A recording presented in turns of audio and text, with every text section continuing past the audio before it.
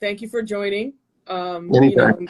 I've been a day one fan, and I was just thinking slowly how many times we intersected. I don't know how many of these you'll remember, because the first time I met you was in New Jersey, and it was, I don't want to say, it was like maybe 1995. No, the first time I met you. Mid-90s, huh?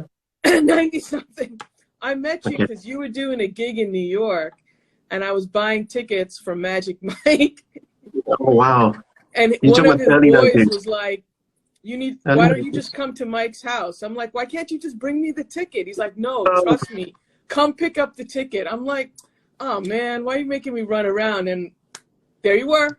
I was like, oh, my God. Good times, good times, man. Good times. And then, I don't know if you realize it, but when your album came out on Sony, Rising from the East, 96.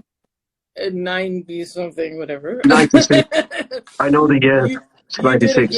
You did a gig at SOB's, New York, right. And we have anointed that the First Basement Bungalow official. So you launched the party, whether you know it or not.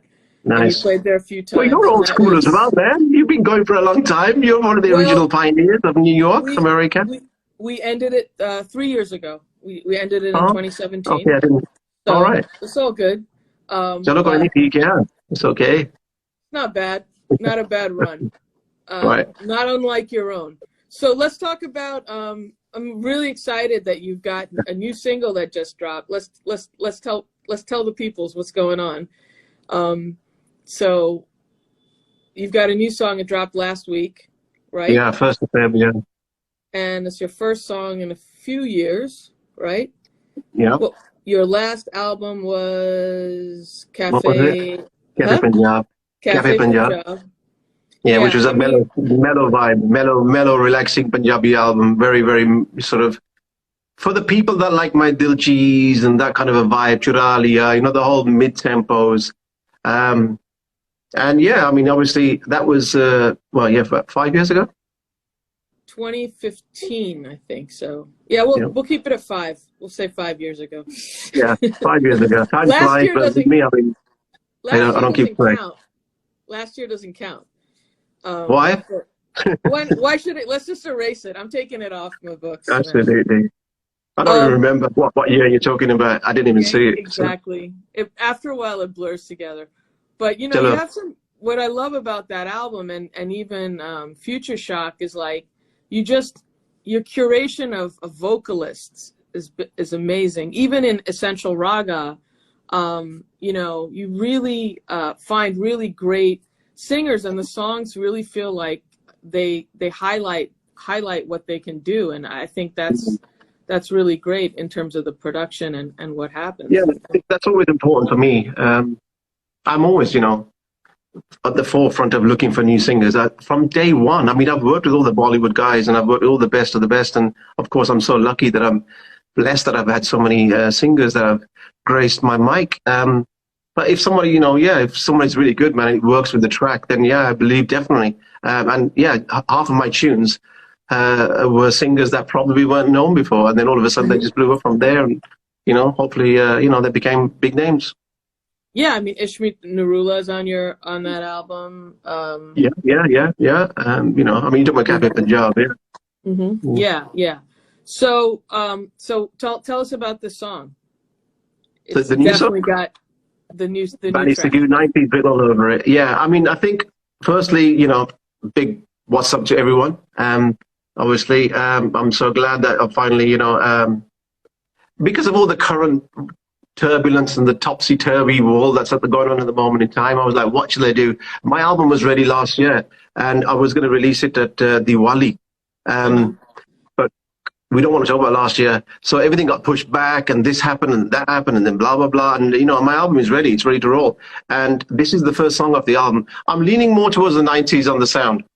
And as you can tell, this has got a very 90s sound to it, man. I mean, the whole vibe is very old school Bally Sagoo type, and the album has got those kind of vibes on there, and it's a mixture of songs, and it's been something I've been working on for a couple of years now. I mean, the Kinna Chona, the new song, guy from Jammu, Vicky, Vicky Marley. I mean, you know, he made an amazing composition and he sort of played it on the phone and I was like, damn, man. He goes, Gana acha, make a Gana the both acha. And he's like, okay. And I'm like, and he goes, can we record it? I said, yes, we have to.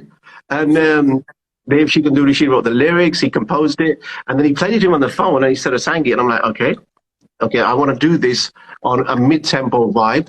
And I know that my album is leaning on the 90s sound anyway. So I thought, okay, I'll just give it a typical Bally Sagoo sound from the 90s vibe. And, you know, the mid-tempo, the 100 BPM sort of land. And, you know, and people will get into it. And you can still bump to it in your car and you can still bang it in hard. And you can still sort of unwind to it. And it's obviously a very mellow track as well. And it's something that I always enjoy doing. I mean, as you know, Rekha, man, most of my mid-tempo epic ballads have become so signature with me. You know, my Charalia, the Dil Cheese and Aapki Nazronas. I mean, I Noories and stuff. I mean, I do like doing these type of tracks a lot. I mean, I really do enjoy them a lot. You know, I mean, obviously, and it connects a lot of people, man. You know, I mean, people, especially in this time, man, when everyone's feeling a little bit like this, you know, and kind of like, you know, it's just one long nightmare of a day, and every day feels like a Sunday. And you know, I mean, I've not been to India in so long. I miss India, and this is the longest I've been away. You know, so I mean, I've never spent this much time here in England. I'm like, yeah, well, it's a long time. Bouncing around the world, in fact, or Dubai or Southeast Asia or Singapore or, you know. I mean, India and Singapore, I spend a lot of times, and I love, you know, obviously what I do. But there's no place like home.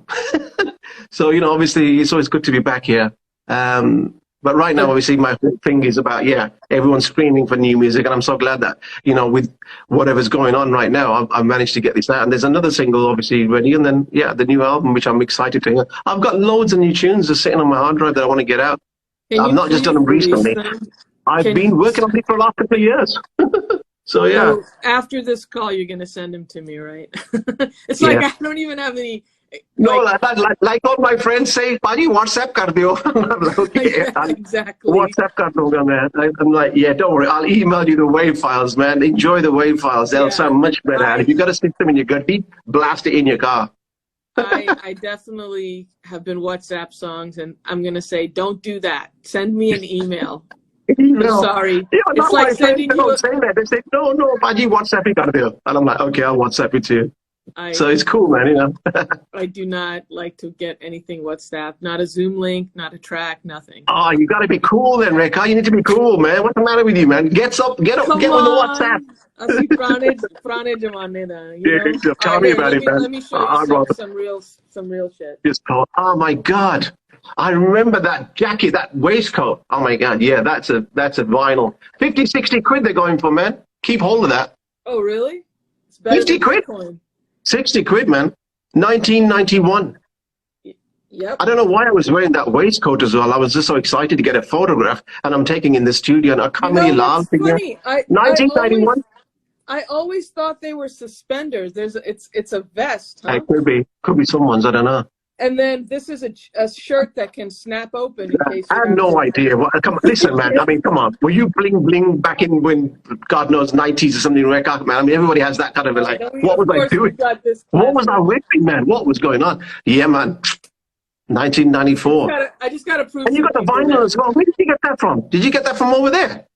I got this. You must have got it from here.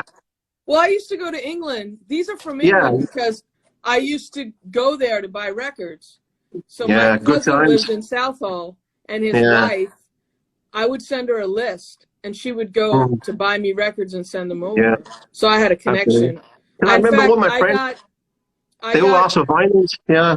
I got Choli Ke Piche white label from Bollywood Music in Southall. He was selling it. I mean, let's not touch a sore subject of pirate CDs, but you know. That's how music traveled in the early days. That's how I used to get it. I remember the piracy in Jackson Heights, man. It was off the hook. I used to go to Jackson Heights. You got to say, that's my CD, and it's so out of focus. And it was like a white sheet of paper with no printing on the inside. And I was like, what's going on? I put out a mixed CD too, and it was well pirated. In fact, the guy in Jersey said, "Thank you. We sold a lot of your CD." And, you know, of course, doing things legitimately, for me to sell my CD to Jackson Heights, I would have to buy it for $7. wholesale. Wow. And they would sell all the CDs for $5. So what I should have done was just pirated my own CD, but I was too honest for that. But, you know, unfortunately, whatever it was, the CDs shops are a thing of the past because we're in a different state. We're in a streaming state, streaming vibe. So that's why these pieces of I have all your albums on vinyl. Wow. Pretty much. And I have, because of the Sony deal, I got all the remixes and all the, they kept feeding you me must stuff. have all the, you probably got the 12 inches of the, I've got the 12 inches, the remix. The Jolie Capriccio ones. Yeah, those ones. Remix. Yeah, the Groove The Rider Gypsy remix. Gypsy, yeah. There were some crazy 12 inches that came out very, very exclusively. Like only a few were pressed, and then now, I think yesterday, was it 2 days ago, I was doing an interview with this guy here in London, and he was telling me he's got the 12 inch, the whole orangey color one, and he goes, you know, this is going for like 60 quid on eBay and all this. I'm like, 60 quid, man, my God. You don't even want to go there. Just keep that vinyl, man, because you can't get that from anywhere. And now, you know, it's come back in fashion now, you know. Everyone wants vinyls now, and I'm so happy because I have like 10,000 records, man. And, you know, I'm like, vinyls any day, anytime. So definitely, you know, I mean, you know, as you know, coming from a DJ world, there's no sound like a vinyl, man. It is the best. It's joyful. It's beautiful. Put the needle on the record, and that's it. And that is it. And it just definitely, bang, it just booms. Yeah, I mean, the first track I heard, my mom went to England to go to my cousin's engagement party, and that was the first time I heard Malkit sing properly. And then I think we must have gotten it in Jackson Heights. I heard Wham Bam first. That was the first thing I heard. And I heard Star Mega Mix, and I was like, what the hell is this? What is this? Why how do people know about, you know, because it's like, what do you think about Bhangra? But it's like, it's supposed to be rap music. Because that's what do you think about Bhangra music? Now is the time. Here's an oldie but good. Yeah, I mean, that was obviously the early days of, you know, obviously when I first blew up, really. I mean, that's 1990. And it was a mega mix. Obviously, that's what it was called. It was a mega mix. And it was great. In fact, later I realized that I keep harping to my cousin, who I won't name because I'm in a fight with him.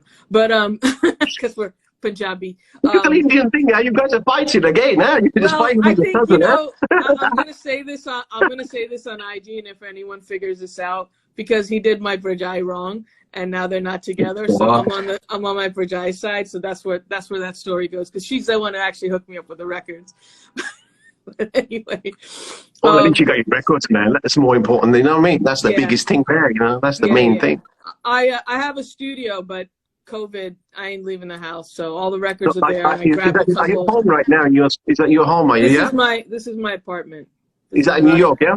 New York. I'm in Jackson Heights, actually. I moved to Jackson Heights. Oh my God, I've not been to Jackson Heights in years, man. Is that road still there with all those Indian... 74th Street is still here, but the neighborhood's changed a bit, so you've got a lot more... there's a big Nepali and Bangladeshi population here, so it's mixed. And we've always been next to a Colombian Mexican population, but it's a vibe. It's really great. Yeah, man. It's a major vibe. I remember, man. We had some major times down there, man. I remember going up and down that road, and there was always some serious Bhangra music blaring on that road. And I was like, that's my tune, man. That's my tune, man. Yeah. It was just blaring on everyone's cars. It gets really hectic during Eid. So Eid here is like a rave, because his music is just blasting. People are out on the street. It's great. I've thinking about. It's good vibes. It's a vibrant community. It's really great. I love living here. I never thought I would live here. It was weird because I brought most of my Desi music here. Then we had a record store a few blocks away. It's not Desi, okay? It's Desi. Don't say Desi. It's not. Hey, man, I'm Americano. I'm Americano. Desi. Yeah, you guys say Daisy. Daisy. It's like that's a girl's name, isn't it? Daisy. How do you pronounce Don't start with the accent now, Rekha. You just stay where you are, right? Don't come nowhere near us here, right? Stay away. Daisy. Getting schooled on IG chat by Bally Sagoo. Oh, Elise Satie's in the house. And all those books behind you to make you look clever. I mean, do you actually read all those books? You know I do. Yeah, you know, it's a cool thing now to put books behind you now. Here in the UK, you can't buy them anymore. Everyone's buying books like mad. These are real books. They got real things. They got real. What? I think you must be in here somewhere. Okay, wow. I thought this is just for show. No. I am a little bit of a nerd, so I do have books and I do. No, books are good, man. It's educational, man. There's another time I met you, and I feel like you made fun of my nerddom then. We were on a panel at some college conference, and I had notes, and you're sitting next to me. Now again? Can you always discuss the year? 98, 97, it was Chicago. No, I was 5 at the time. I don't remember. I was at 5, 6. That's no. So way we're back on in the day. Panel. This is weird. We're on a panel. It's you, me, Nisha Ganatra, who's the director, and I had notes. And I remember you're like, "Did you bring a notebook?" I was like, "So here you go again." These are real. Yeah, because I like that thing, man. Like straight up, just okay, take it. A lot of no, these they look very pretty. They look very pretty. I'm gonna these are my friends because this is my friend Saeed Bajwani, it's my friend Bush. So I thought you'd have some musical books behind you, But I do. There's a book on reggaeton. Oh, nice. Okay, this is a book on reggaeton. This is a book about women in electronic music. Okay. So it's a mix. It's a book on. No, that's good, man. It's your book collection, man. It can be whatever you want, man. What's the matter with you, man? If you like it, you want. On the history of reggae music. Cool. That's my cup of tea.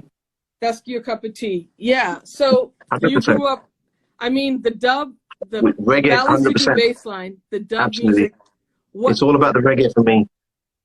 Definitely. I mean, it seems very foundational, a lot of your tunes. So the singer on your new song, his name is Vicky Marley? Yeah, Vikram, yeah. Vicky, his name is Vicky Marley, yeah. I mean, Any relation? Well, you know what? I don't know. But I mean, I think it sounds brilliant. It's great. I mean, everyone calls him Vicky, and obviously his name is Vicky Marley, but his full name is Vikram. But I mean, Vicky is his name. He's from Jammu. And but is he related to Bob Marley is my question. If he is, man, you know what? Wow. He's got a big name, that's for sure. I don't think he's related, no, but I mean, no.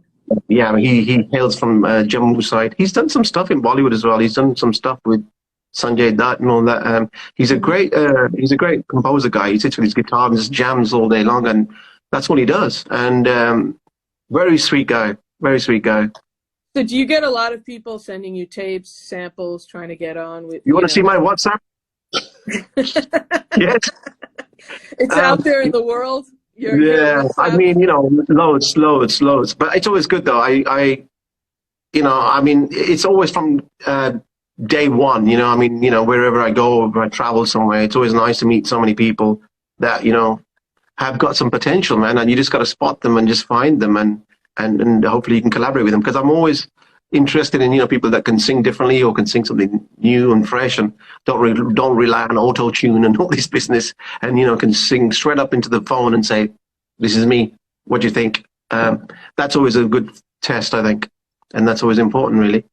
But yeah, I mean, whether it's Punjabi, whether it's Hindi, it can be whatever, man. I mean, as long as it sounds cool, man.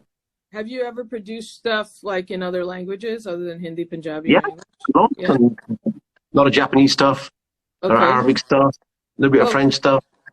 One of the songs I did sold millions of them, apparently, in Tokyo. A local girl that was like a Madonna of that part of the world. And I don't even have the 12 meter of that myself. I used to have it in my old studio, but in the room of optic things. Now I'm going to go if you can hunt it down. I'm going to go record dive for that one then. Yeah. I tell you where we might be able to get hold of this will be Sony in Tokyo, because they were the ones who released it. And then I did another one, The Boom, I think it was called, The Boom. A band called The Boom, and they were another Japanese band as well. So, I mean, I love working with foreign stuff. I've done some, various Arabic kind of vibes and a couple of French ones. And I just work with the vocal, man. I just love working with vocals and just crafting Is that your starting point in production? Yeah. Is it? Well, vocals? I mean, first of all, I've got thousands of tracks that I'm just sitting there, and they just need vocals.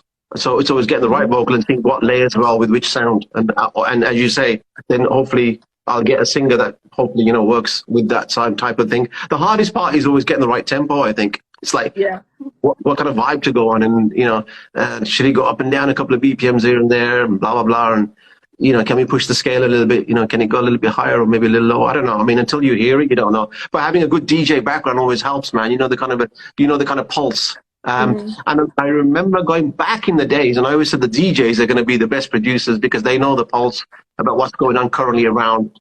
And I always, I think that's always a very, you know, a very helpful thing. If you have a DJ background, then you have a very good idea about what the pulse is, what people like. Definitely. I mean, my favorite BPM is, I definitely like the 98, 96 vibe. Well, my new one is 100, so that's right there. I'm comfortable around that area. I mean, half of my tracks, I mean, you know, I mean, you go to anything, Nuri, Arjan, I mean, Arjan is right at the top, but my medium mellow tracks are always around there. And I think that's a very comfortable tempo to dance to and chill out to as well. You can dance to it and you can just vibe to it. You know, you don't have to just bang your head so hard, man, you know? The more Punjabi traditional ones are slower. They're like, you know, 90, low 90s, high 80s, like, you know. Well, you know what, Rekha? There's no rules, man. It's whatever sounds good, man. Because when you're on a nightclub, man, you have to pitch up a bit, man, you know? So, you know? I think that's the sweet spot for those songs. I think, like, you know, Star Crazy 2, all those tracks, and Botala Sharabi, and like that's the pocket for that. That really feels, to me, comfortable tempo. And then, you know, you also put out all these Sagaloop CDs, Sagaloops. Yeah, Sagaloops. I mean, everyone's always saying to me, we need some of your loops, we need some tabalas and dholaks and stuff. And I've been all around the world and I've recorded so many different musicians anyway. I mean, half of my Sagaloops appear in Bollywood Punjabi songs to this day. And latest Punjabi songs have got my dholak, my tabla playing, and I can hear my Pakistani one playing as well in the sound. Because obviously I can always tell my loop, and a lot of people when they hear it, they know this is from there. You know, that's from that. You know, volume 6 to volume 5. I mean, I think between Sagaloops and of course, what's that other Vindaloop CD, you can hear the same. I mean, you know, people are the hoys are very predominant, and everyone used the same hoys for so long. The same hoys, definitely. Hoy. I mean, what's funny is, like, how hard is it to record a hoy fresh? You know? Well, you know what? Funny you should say that, because it is not that easy. Why? Because certain hoys just do sound nice in a song, and you might think, okay, go on the mic, hoy. But when you hear it in a mix, you might think, nah, man, it sounds weak. So, you know, you need a bit more beef behind there. You know, you need a bit more. And certain hoys do sound pitched up or pitched down or stretched. And then double tracked, you know, just left, right, blah, blah, blah. But my hoys, the ones on my CD, there's hundreds of them there. I mean, I've got girls doing it. I've got different Buddha doing it. I've got different guys doing it. So, you know, when we're doing some dubs, I'm like, guys, can you just scream some ad-libs, man? They're like, yeah, kidna, hoy, just do it loads. Come on, you need a palette to work with, because you never know. You can never get enough of that, man. So, yeah, you can will always come in handy. Yeah, never get enough of those.